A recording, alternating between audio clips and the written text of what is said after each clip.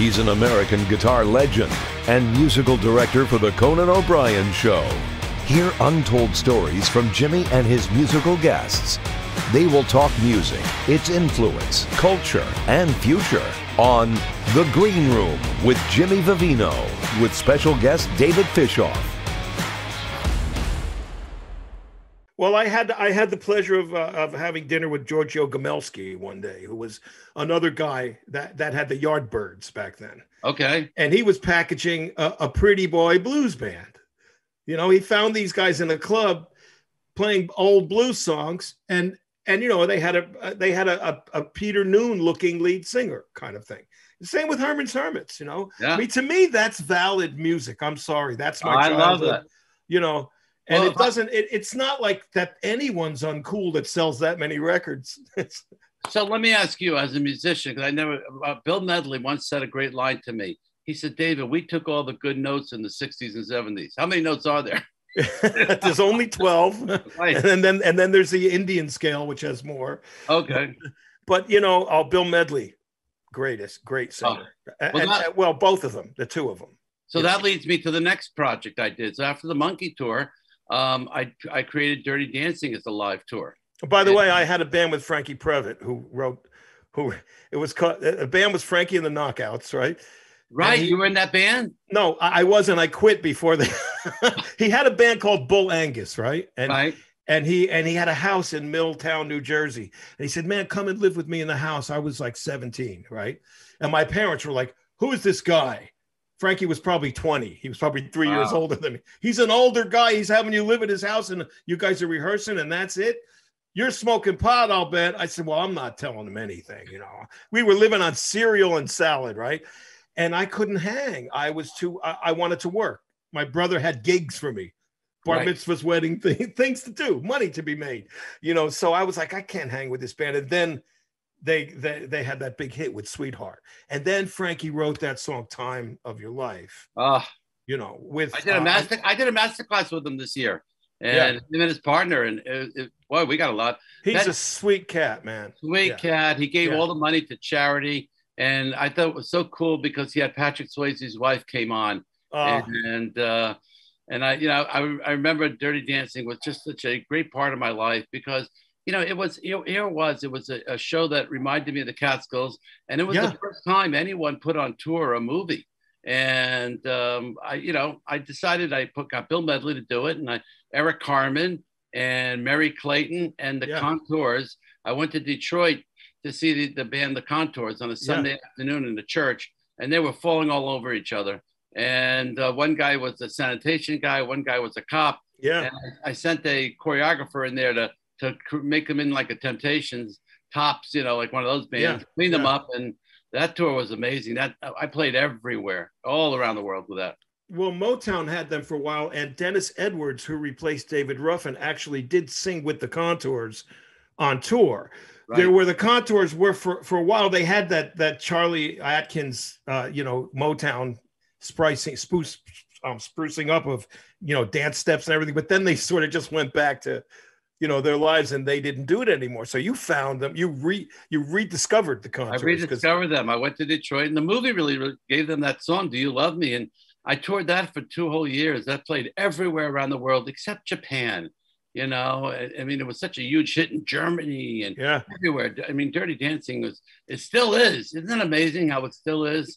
I mean, everybody knows Nobody Puts Baby in a Corner. Nobody knows. And it gets better because there's also a kitsch thing about it, So it's got those kind of Rocky Horror Show legs that can go on, and people love it. It's feel good at the end, and I love that feel good. I love the feel good, and it's got everything. So then you get to, but let's ease our way into this way, okay? I told you that I know Delsner, and I know all these other promoters and all the mockers in New York, okay? Because I've met them along the way, and I've always been interested.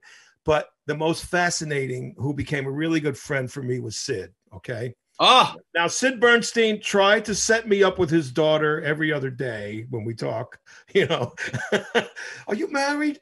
I got a daughter, would you bring me, when you come to see me, would you bring me a Charlotte Russe, a pastry? Bring me two, He was such a sweet man. He was such soft-spoken, right? So he never really got, he got the publicity due, but it's a shame that he never saw the big money that everybody else. Murray the K got all the credit back then. Yeah, got all the credit, yeah. But Sid Bernstein was amazing. And Sid had the Rascals, too. Sid had the Rascals. Hey, what? Wait, Laura Branigan. He discovered Laura Branigan. Yeah. And so he was a sweetheart. So those guys, rubbed shoulders with the Beatles, with everybody. Those big shows they did. He did a big show later with not only it had Simon and Garfunkel and the Rascals and Al Cooper and Johnny Winter, a Shea Stadium show that Sid did, I remember. Another one. But he was probably the first one to bring,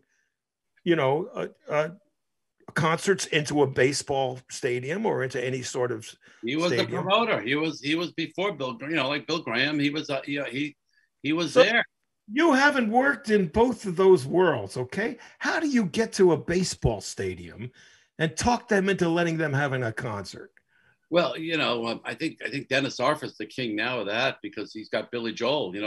Dennis said, Dennis. I had lunch with him last week in Florida. Billy's a huge baseball fan too. Huge baseball fan, and Dennis and I became friends years ago when he was representing Harry Chapin, and I was booking the shows at Grossinger's, and I booked Harry Chapin from him, and then Chapin unfortunately he died. Yeah, that horrible LIE accident, I believe. Right. Yeah. And I got a phone call from Dennis one day, and he said, "I told Billy I met you, and he said he'd love to have you and Lou come for dinner, and Billy wants to invite you to his house for dinner."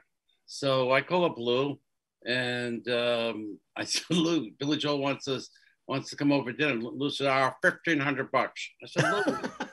I said, Lou, it's Billy Joel. I'll go for $1,000 if he's a friend of yours, Fishof. I said, he thought it was a personal appearance. And, I know he feels bad because I wrote that in my book. But in the end, we laugh at it. But Lou. But there's a really good point to be made from all that. And people have to understand these guys, they worked off season. They worked different jobs. Yes. I was reading something about the Big Red Machine. I was looking up a statistic. He lived in Tampa. Guys are making $13,000 a year. Right. Baseball. Yeah. Okay. He wasn't into Billy. Then no Billy. He just thought it was a personal appearance that we were booking a lot because we were booking tons of personal appearances back then. Yeah. People. I had sold Lou to do dinners, with people, and a guy gave me. He booked 20 appearances for $20,000, and he had $1,000 each to show up to dinner. They wanted these players, and they would do this. But anyways, I got to meet Billy. I got to meet Dennis and get friendly with Dennis. And in the end, Dennis's relationship, Dennis really created Billy's, stadium tours. And, they went to high school together. And he's the genius behind the Madison Square Garden. We talked about the Sid Bernsteins of the world. We talk about the genius behind Billy Joel is Dennis Arfa. And he keeps it very he's a name in my book, that's important. The behind the scenes guys make the scene, Yeah. Listen, it was his idea to do this tour that sold out with Motley Crue and Def Leppard and Poison. And that's the biggest tour this past year. But nobody, and nobody gets Ringo Starr. Okay. Nobody gets to a Beatle. I have been in the room with Beatles. It's more than presidential. Okay. Yes, when a Beatle enters the room, first of all, the thing you realize about Beatles when you meet them is that they're not 7 feet tall, okay? Right. But they can stop a room. And Ringo has a way of just sort of appearing. He's there, and then he's not there, So that idea, after I did Dirty Dancing, I came up with the idea to put an all-star band together. And that's when I got approached by Pepsi, because they were so happy with what I did for how Dirty Dancing became successful. They said to me, would you, create a new idea? And I came up with the idea to, my brother Joey was the drummer. Again, he's the one who got me into Cream. I was really Carl Yastrzemski. I was Jim Lomborg. Lomborg's on my wall here, okay? Yeah. Belichick signed guitar, is his signed thing. But my brother is the one who really influenced me. As we do, brothers are big influence on us. And so I came up with the idea to put an all-star band together, and I wrote a letter to Ringo's attorney, and about 6 months later, he responded to me, and he says, "Come over to England. Ringo wants to meet you." And that's when I pitched Ringo the idea. And after I pitched the idea, he said, "Oh, I had the same idea." You know? David Fishof, he came over to London and he said, "Do you want to go on tour?" I said, "Let me think." And then I said, "Yes." He said, "Well, I have my ideas." And I'll never forget, he said, "I want Levon Helm. And he reached out to, they had a mutual friend. I'll think of the guy's name. He's no longer alive. Alan somebody. And I'll think of his name. But he when we came up with the idea, Ringo called all his friends. He called this guy, Alan, and Alan said, "Oh, let me get Levon Helm. Let me get Rick Danko." I called Nils Lofgren. I called Billy Preston, because obviously they were with it. Yeah. Tyrants. And then Ringo wanted Joe Walsh. He really wanted Joe Walsh. And Joe had a big offer to tour with The Who. And I didn't think we were going to get him. In the end, Joe said no. Were they brothers-in-law yet? No, not at all. Not even, right? But Joe, no, not at all. But Joe produced his album. Oh, okay. And it was funny. Joe could have made a lot more money for The Who. I'm positive he could have made a lot more money. Yeah. But he came with Ringo, and that was the most incredible. And then Ringo brought in Dr. John. And then Jack Bruce came in. Yeah, and then Todd came in. Yeah, well, that's later. And then Dr. John was on the first one with Billy. Dr. John and Billy Preston on keyboard. Oh God. Nils Lofgren, Joe Walsh, Danko and Levon. Danko and Levon and Billy Preston and Clarence. That's probably it. It was unbelievable. Yeah, it was incredible. That first tour was unbelievable. I would go watch. Maybe Bobby Keys, or no, that was it. No, that was it. Okay. Yeah. And the big band. Oh, Jim Keltner. Right. So Ringo could come up front. There'd be three drummers. Levon could play mandolin or guitar. Yeah, right. It was unbelievable. And just to see all those people. And then what happened was, after the fourth show, we're at the Garden State Arts Center, and I had mortgaged my house to like crazy me. I had a townhouse in Manhattan, and I mortgaged it to put the deposits down. But I had so much confidence in this tour. So, we're promoters, we're risk takers. So after the fourth show, Nils Lofgren walks by my table, and he says to me at dinner, he says, "I'm out of here, Fishof. I'm not doing this." So, "What do you mean you're not doing this?" He says, "Yeah, it's not working. It's one thing people, and everyone said to me, it's not going to work. You can't put all these all-stars in one band and tour them. You can do one night, a one-night benefit concert, but you're not going to be able to tour all these people and keep it together." And then all of a sudden, Clarence Clemens walks by, and he says, "I'm out of here. I'm not doing this either." And I said, "Oh, no, I saw my house go down the Hudson River." And I said, "What's going on?" They said, "Joe Walsh and Levon Helm are having a fight." And so I immediately run to Ringo and let Ringo sort this fight out. And can't find him. So everyone says, "You better go in there." I go in there, and there's Levon Helm's got a knife and blood on his hands. Joe Walsh got a broken glass, and they're yelling at each other, "You asshole, you messed up my song," and they're fighting. And then all of a sudden I walk in and say, "You guys are a bunch of babies," like I'm screaming. And they both pushed me and threw blood at me, and they turned around, they stuck their tongues out at me. And they played a joke. Yeah, exactly. And Jim Keltner filmed the whole thing. And you'll see it in the film. You'll see it in the Rockcamp film. And that's how I created Rock and Roll Fantasy Camp. I couldn't believe how much fun these guys were having. That's like a real band if they were fighting. Exactly. And that's, Ginger Baker used to pull a knife on Jack, Yeah, that was real stuff. Yeah, and that's how I created the idea of Rock and Roll Fantasy Camp. I couldn't believe how much fun these people are having. And everyone kept calling me every day saying, "What's it like? What's these guys like?" And I would say, "They're laughing, they're having fun, we're playing cards." And I said, if I could just give this to the average fan, they can see this, they'll go nuts. And that's how I created the camp. I came up with the idea. Well, it's a super band. It's a super band that worked. Finally. It worked, and he's still touring for 30 years later. But I was always being challenged by Ron Delster. I was always being challenged by the agents and the producer. "You got to get another band. It's great. I need big names. I need the names." So that's when I would go out and create these bands. And I think it was brilliant to keep it in rotation around Ringo. Yeah, it was hard. It was very hard, but getting all those people together. But I did it. And I went to all ends of the world to meet these people, because one of the things Ringo taught me was it's very important that you work with good people. And so we had a fight. There's a couple books out on Ringo's life, and we had disagreements on bandmates. And you know, I wanted people because I thought they could sell tickets. He wanted people because they were good people. And we fought over Jack Bruce. I mean, that's public. It's public knowledge. And but my brother was a Cream fan, and it turns out that, you know, Jack had his issues years ago, but when Ringo finally met him, they became best of friends and realized. Sure. Ringo said to me, God, he's one of the greatest bass players in the world. Well, that just could be a Scotland, UK thing. Oh, maybe that turned out to be so close. Because Jack was as Scottish as you can get, you know. But what a talent. And, you know, funny thing is, too, you had people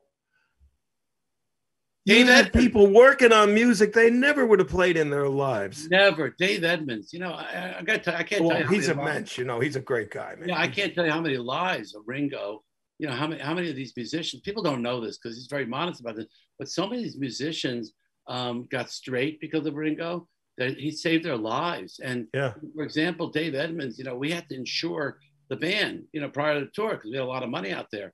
And Dave Edmunds went for a medical test.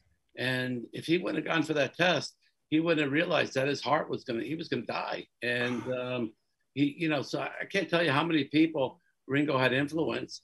And he basically saved their lives. And he really added so much to their lives. But from there, the friendship that I made with Levon was just incredible. And you know, because you know, you talk about two different people from two different backgrounds. I'm a Jewish guy and from New York City, and he's from Turkey Scratch, Marvel, Arkansas. And how we came together, and I wrote my second book. I dedicated to him and Davy Jones because they were both two guys who had two, you know, influences in my life. And I know you and Levon were very close. Oh, very we became family right away. And you know what he said? He when he had his book out, he wrote. I made the deal. I love the book, and I made the deal for the book, and you know, I convinced him to write the book. You know, it's another big baseball fan too. Okay, you know? So when he had cancer and he couldn't sing, I called him up one day. I said, "Come on, I'm going to pick you up, and I'm going to take you to a Yankee game." I took him to a Yankee game that. Yeah. I used to visit him. Yeah. And I want to tell you something. It was very hard for me to, you know, his philosophy and mine, and I had to understand it. Same thing with Joe Walsh. Yeah. But Levon, it was incredible what I would sit with him in Woodstock, and he would just talk to me, and I got to understand his thinking because, you know, he would turn down millions of dollars in deals, and then things he would do, you know, I mean, he wouldn't show up to the Rock and Roll Hall of Fame. And I remember his way of saying no was, I'll have to think about that. Right. Yeah. That was no. You finally learned, let me give that some thought, Jimmy V. No. Yeah. Eric Clapton, I remember, I got a call. It was Eric Clapton saying, can you, I really want Levon to show up to the Hall of Fame. And Levon said, I'm not going. And I, you know, and I'll tell you, it was interesting. I called him up and I said, would you do my Rock and Roll Fans camp? I'll be there. Tell me what time you want me there, and I'll be there. You see that? Like I love that. Look, we went and sat at the kitchen table with him, you know. Yeah. With the Coke bottles. The Coke bottles piled up when I met him. Now, when he got sick, I had a place around the corner. He said, Jimmy V, I could throw a rock and hit your place from here. Just walk through the woods. Don't look at it. If you see a bear, throw a rock at it, you know. Wow. And he was so depressed. He had, you know, he would have that, his throat was red from the radiation, and he'd put aloe on there and steam would be coming off of him. And he would say, nobody wants to hire me because I can't sing. I said, well, then let's start a blues band. And we started the Barn Burners because of all the barns he burnt. And he had that dream. He would tell me every day that I knew him, because I started representing him after the Ringo tour. He said, why don't you be my manager? And I said, you know what, I'll give it a shot. And I'll never forget, you know, I got him the record deal at Epic, and I got him a record deal. Yeah. And it was, so when I came back off that Ringo tour, the president of Sony, Donnie Einer, yeah. Donnie Einer called me and he says, can we have lunch? And I said, sure. And you know, he says, I really want to record the band. And I had to tell him that I went to Levon And he says, I'll do it, but I won't have Robbie in the band. And he signed them. We got a record deal. And it was a producer to the Hooters out of Pennsylvania, out of Philadelphia. Oh yeah, Rob and Rob. I can't remember. Yeah, they wanted to sign him. They wanted to do a record deal with them because that's what came out of the Ringo tour, because they saw how amazing his voice was and how great he sounded. Well, that Jericho album is great. Great album. And I was and then High on the Hog's pretty good too right after that. At least those two were really good. And the whole time then and managing them. And I even remember I was at the Last Dead show. And, I went to the Last Dead show because the band opened it. Yeah. And so. I saw that at Roosevelt Stadium, that show. Yeah. Yeah. So here's my life. I'm going from the Monkees to Ringo to the band. I mean, it was just everything. But Levon was just, he was so interesting. And I learned a whole different perspective from him about life. And I adored him. I just adored him. I think Robbie tapped into that and gets a lot of heat.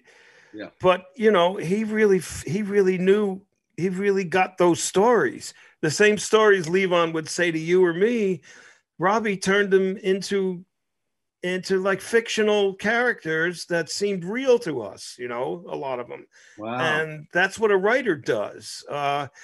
Levon felt, and I was in the middle of this argument for so long, that if he told you a story about my grandfather, Diamond, or my father Diamond worked for Walcott's Rabbit's Foot's a minstrel show and tells you about all people that end up in the song.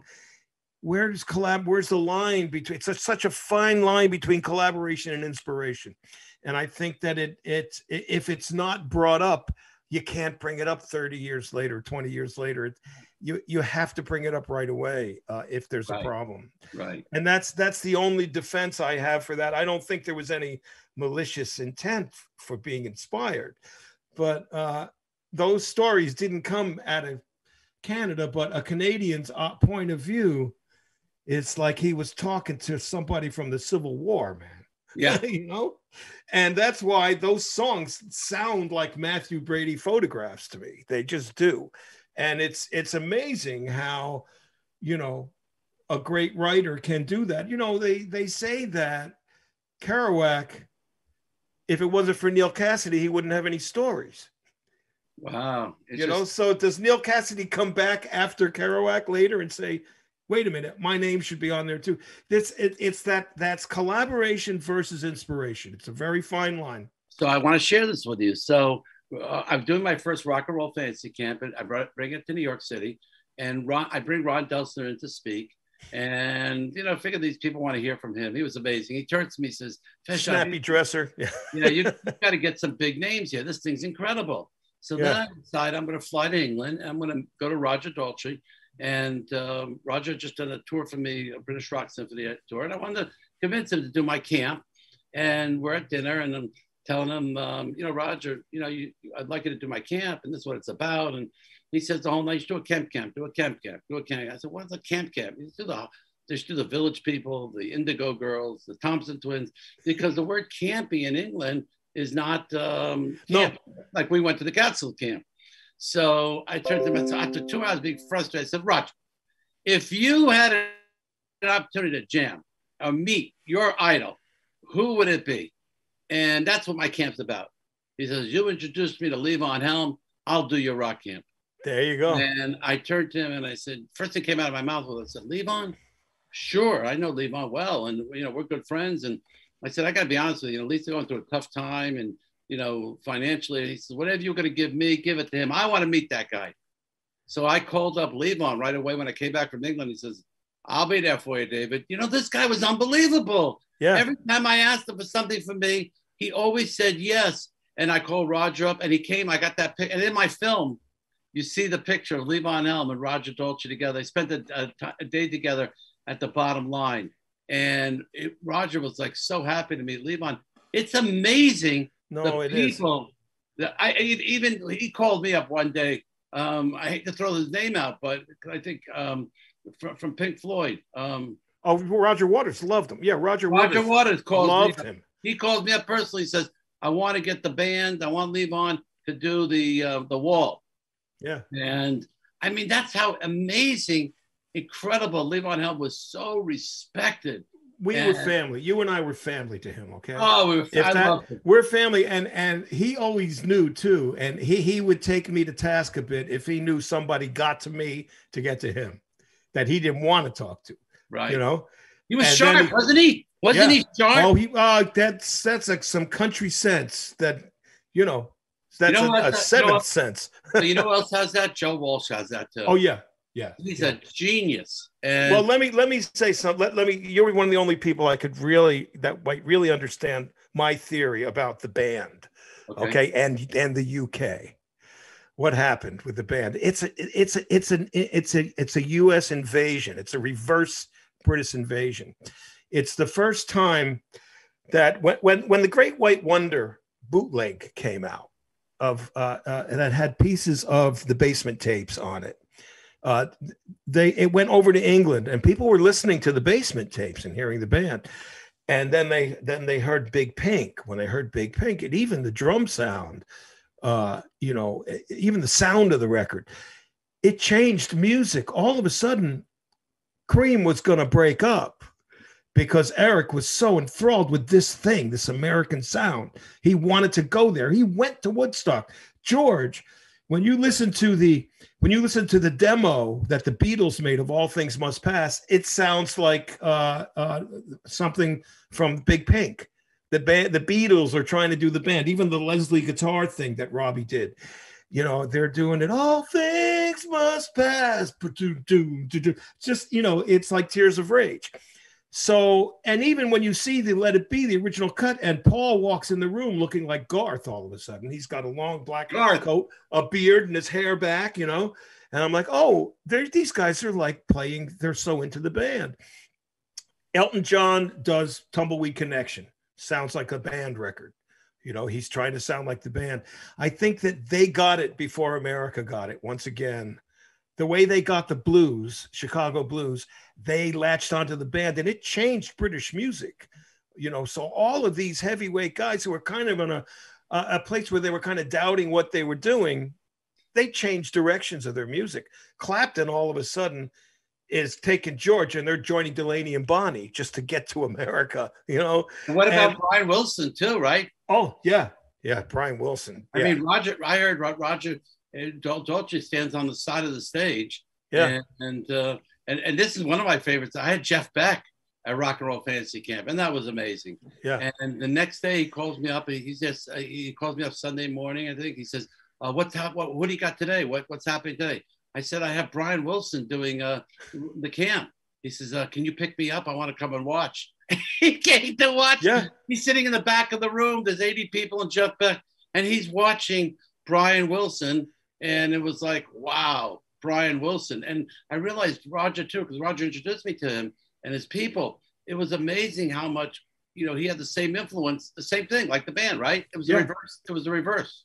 Exactly. But another one too, that it was kind of, he didn't really care about who else was making music and what it was, and the band were like that. They weren't listening to anyone else. No. And the Beach Boys, Brian had his own mind. He was doing his own thing. And the funny thing is, Brian, a funny story. He had Paul McCartney come in and sing something with him, and Brian had he wasn't starstruck by anybody, or isn't. He isn't. It was Levon. And Paul did a vocal, and he said, "Okay, it's done. That's it. Thanks. I'll talk to you later." And Brian gets on. He says, "Wait a minute. You could do better than that." Wow. And he did.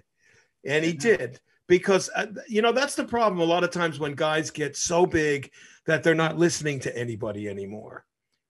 And that's where a guy, if a guy like Brian Wilson, if you have the respect for him, tells you something and you do it, whoever's producing you need to have that respect for, or you're not going to make a great record. But Brian Wilson is a character, and I think he knows exactly what's going on. I think so too. Yeah, I really do.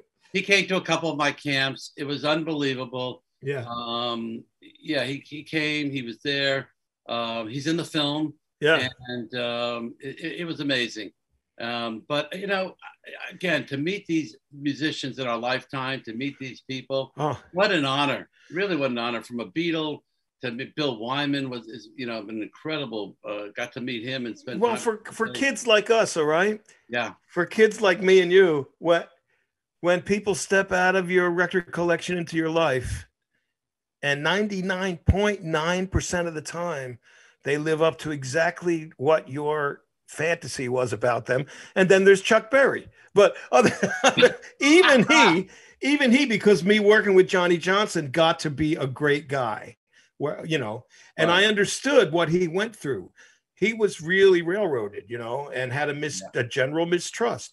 But well, they all did. They all got screwed back in the day, and you know, today it's more sophisticated. Okay, Here's my question to you, Jimmy. What is the difference between the English musicians and the American rock stars? What's the difference? What do you, in your mind, what's the difference between the two? My thing is that the English musicians respect the American pioneers and forefathers of our music more than the Americans do. And that is because they're on this little island.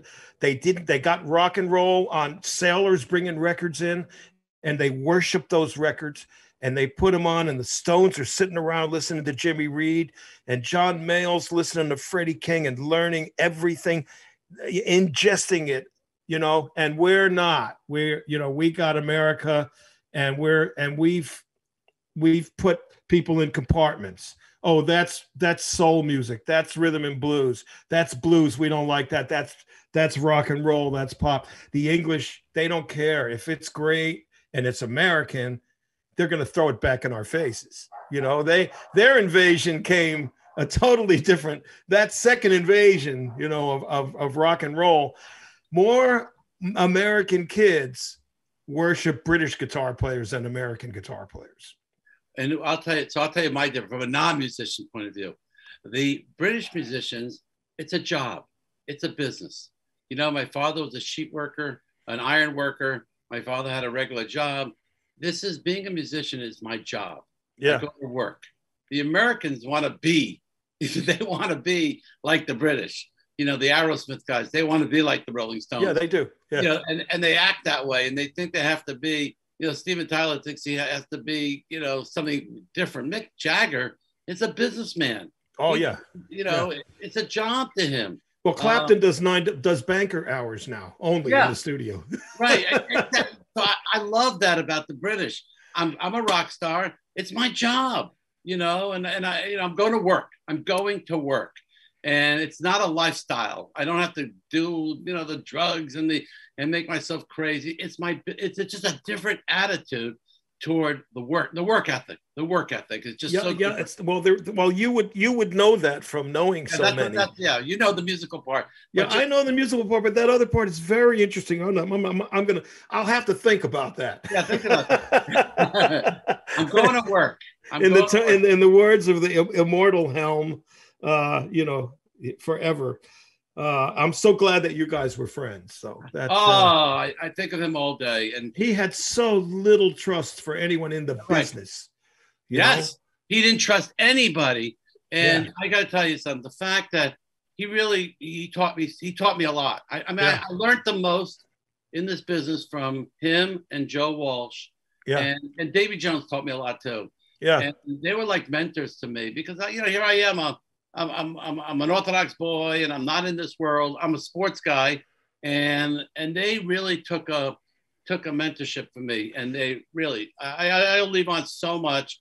I am so honored that we had this kind of relationship, and and again, I would just sit with him at Woodstock, and I'd go visit him. I took my son to visit him. Yeah. And you can't. To me, that's history, and just even take him to a game when he had cancer, and I cared for him. I can't. We were there for him. If he loved you, if he cared for you, I could tell. A lot of people abandoned him at that time, you know. They all, yes, I know that, and we didn't, and So from the beginning of this podcast, I know we got here, and I just got the chills, but I love what you said. I think we were there for him, whatever we could, and you especially more as a musician. But he, to me, is if we have to dedicate this podcast, Levon Helm to me was really, really a giant. Among and there's really nothing more we can say. No, not yeah. So Jimmy, you got to meet. I mean, you know all those years of Conan and all those years, you got to meet them all. So who was your idol? My idols was Mike Bloomfield, believe it or not.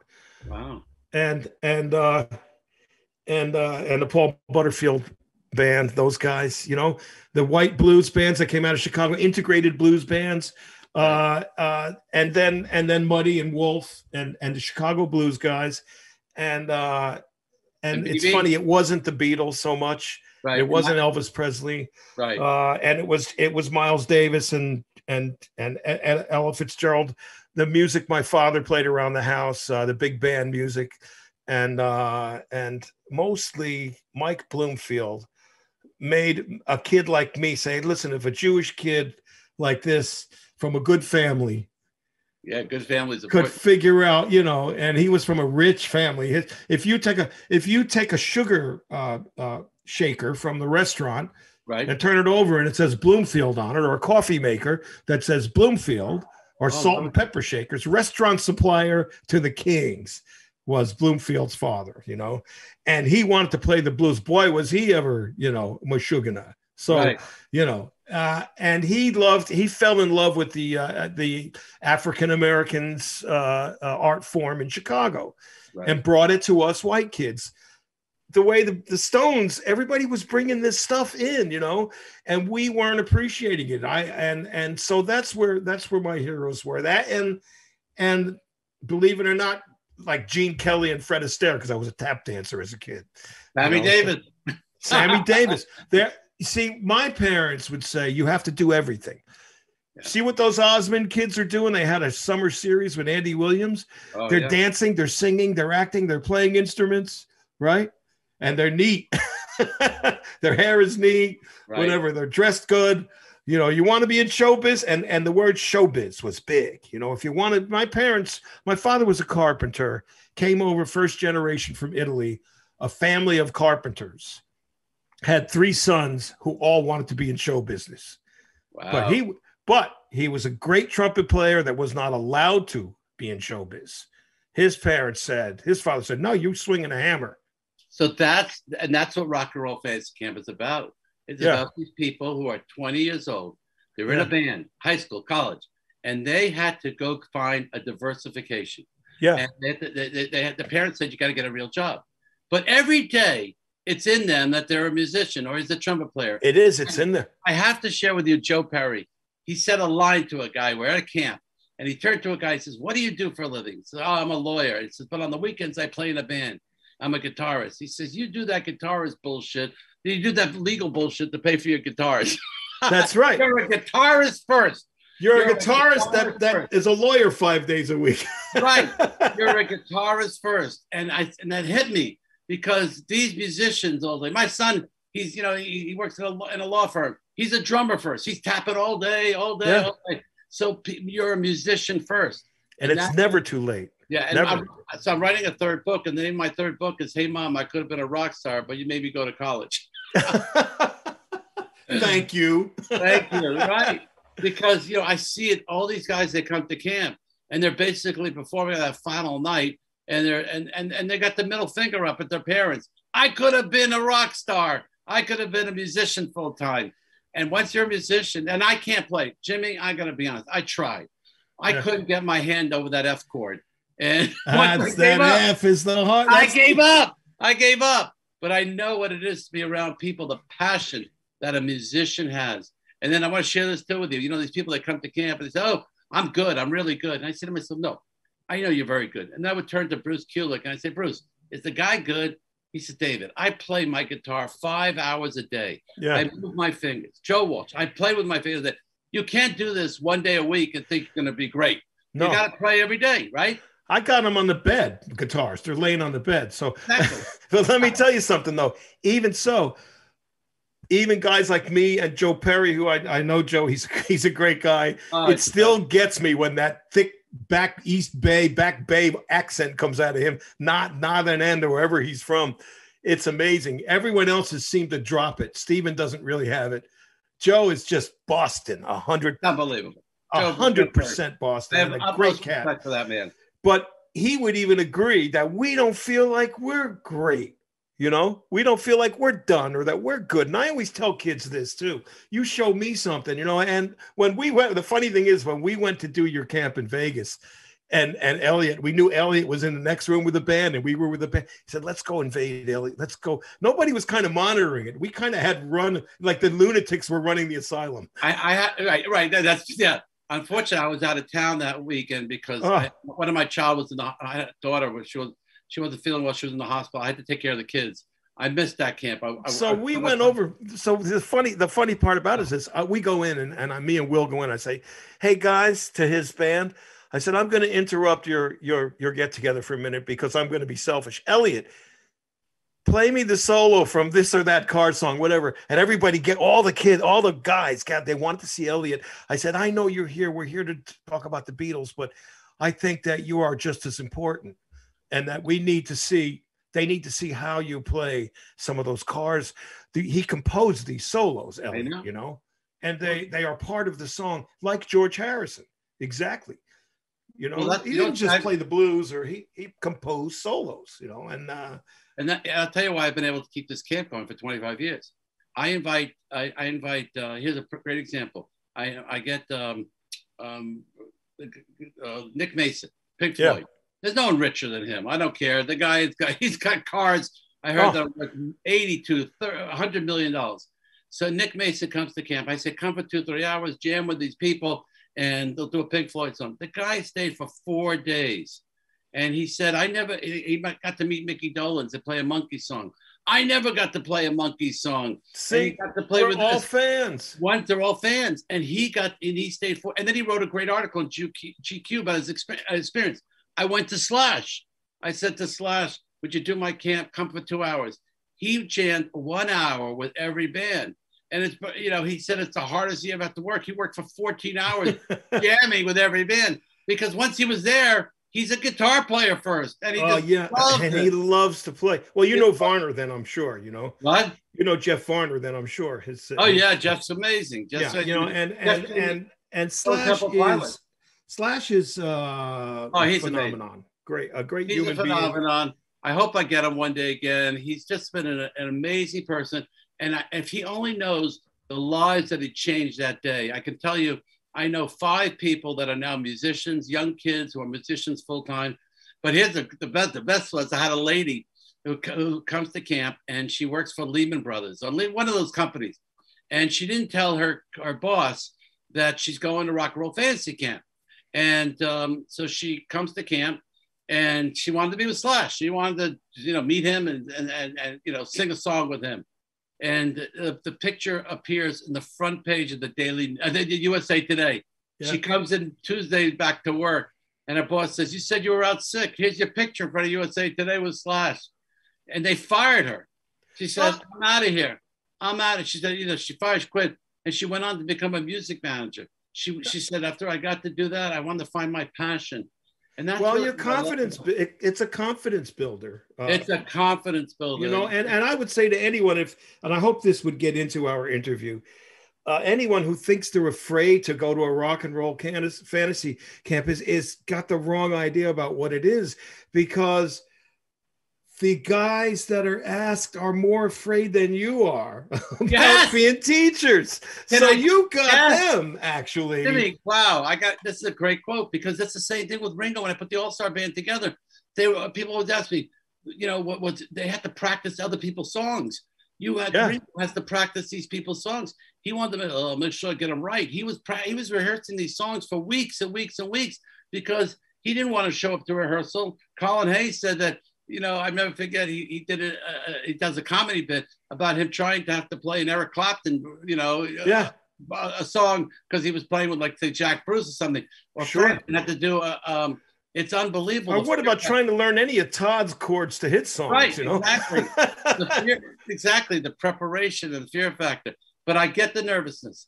But and it's true though. The nervousness is on both sides of the table. Both sides. You're absolutely right. It's true, because somebody will say, what am I going to show? How am I going to explain? You don't have to. It's not about, oh, and this is a C chord and a D, and this is a this note. Most of the genius players don't even know what the hell a note is anyway. Yeah, you know, so most of our innovators, you know, they're not schooled musicians. They're natural, like you are, like anyone that's coming for this. And don't be afraid. You know, don't be afraid. Yeah. And listen, I was scared. Someone invited me once to go to Michael Jordan fantasy camp. I said, I'm not going to play one-on-one with Michael Jordan. You know, no, or 3-on-3 with a bunch of guys who want to be in the NBA.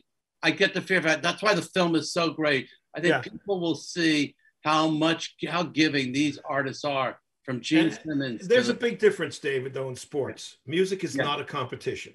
It's not a competition, right? And that's a very big thing to everyone to remember. Music is not a competition; it's a conversation. Yeah. And can you sit here and talk to me? Well, then you can play music with me because we're conversing. And then the line that comes out in the film, a guy plays with Jeff Beck. He says, "Playing guitar with someone better than you elevates you." And, sure. Swim in the deep end. You're ready. Swim in the deep end. Yeah. Yeah. Take those training wheels off the bike. Remember those things? Yeah, exactly. Exactly. You know, and that's the beauty of music. It's a unifier. It's a conversation. It's a sharing situation. And I think what you do is great. Thank you. Really do. Thank you. Really.